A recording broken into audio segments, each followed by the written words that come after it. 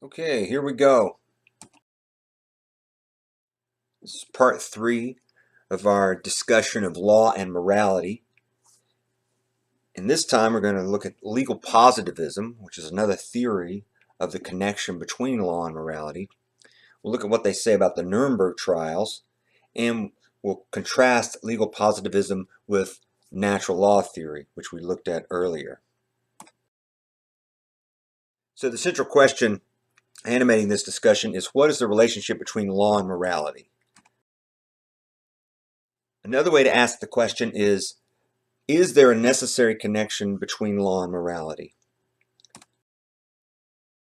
So legal positivism is a theory which says there is no necessary connection between law and morality.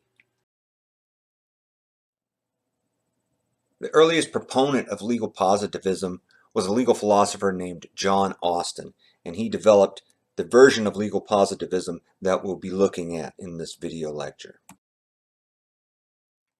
According to Austin, positive laws are general commands from authority. So a legislature or a king or someone in charge issues commands, and these are what we call laws or positive laws. These commands impose obligations that you have to do something or you have to not do something. Failure to meet an obligation results in sanctions, so there'll be some sort of punishment associated with not meeting an obligation. If you're required to do something, you have to do it, or else there'll be some punishment. If you're required to refrain from doing something and you do it, then again, there would be sanctions. According to legal positivism, this is all law amounts to. There is no connection to morality or to natural law or to anything else but the law itself, and that it issues from an authority figure of some kind. Now we can see how this applies to the Nuremberg trials and how it differs from what the natural law followers say. So according to legal positivism, there's no crime at all without a positive law. Something may be immoral, but that in itself can't make it illegal. So according to this view, the Nuremberg trials were illegitimate because there were no laws in place that made these crimes against humanity and war crimes illegal. Also, German law is controlling in this case. If we think of Hitler as being the authority who issues the commands, then the people who are under this law, the Germans, are obligated to follow those commands, and if they do not, they will be sanctioned. That is, they'll be punished in some way. So, according to this view, the Nuremberg defense would be a legitimate defense. That is, the Nuremberg defense, if you recall, says we were only following orders, or I was only following orders, as a way to say, well, what I did was not illegal, right? So according to the legal positivist view, this is a legitimate defense. German law is the only law that's relevant to determining whether what the Nazi officials did was legal or illegal. So what do the positivists recommend? Well, summary execution. Traditionally, this is what had been done with enemies that were defeated in war. The highest ranking people and the officers and officials were taken out and executed in some way. There may have been a very brief reading of charges, generally no presentation of evidence, just you did this, therefore you deserve death, and they would kill them. Now, this would violate rule of law, but so would having a trial, and this would be a lot quicker, and it's a more traditional way to settle these matters. So, in sum, legal positivism says there is no necessary connection between law and morality. Now, our friend natural law theory has a different view on this. So I have a chart highlighting the differences between the two views. So the first question, is there a necessary connection between law and morality? Natural law theory says yes, a very tight connection between these two.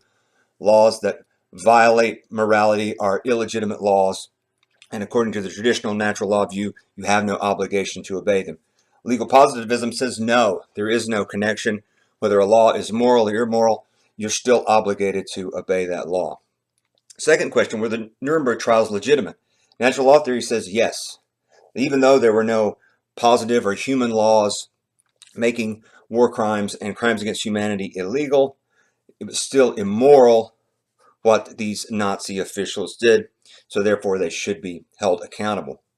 Legal positivism says no, that these trials were not legitimate, they're violating rule of law. The only laws that were applicable are German laws, and they were not violating those. And the final question is, should there have been summary execution for Nazis instead of trial? The natural law theory says no.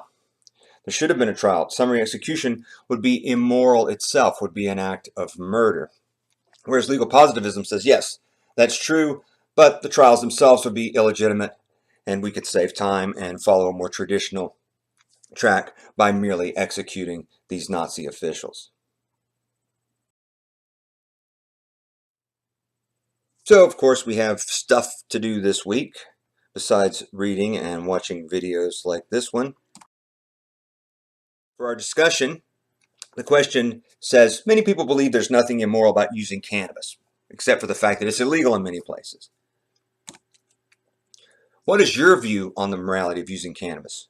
Do you think the morality of using cannabis should have an impact on our drug laws?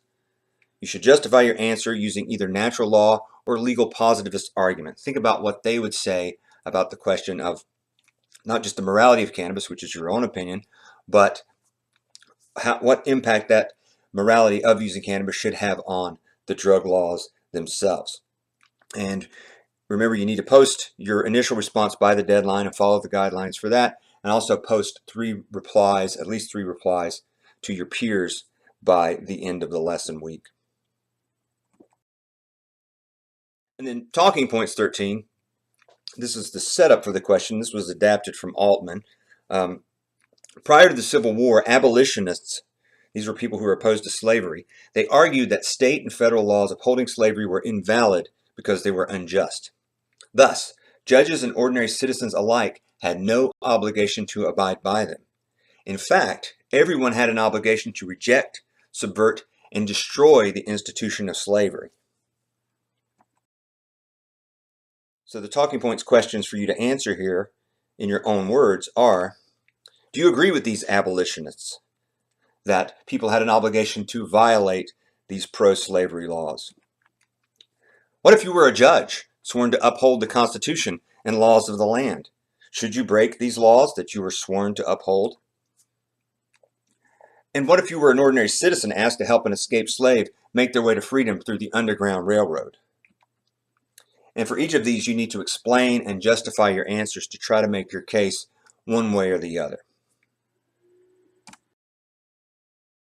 Hey, that does it for this week's lecture videos. Cheers.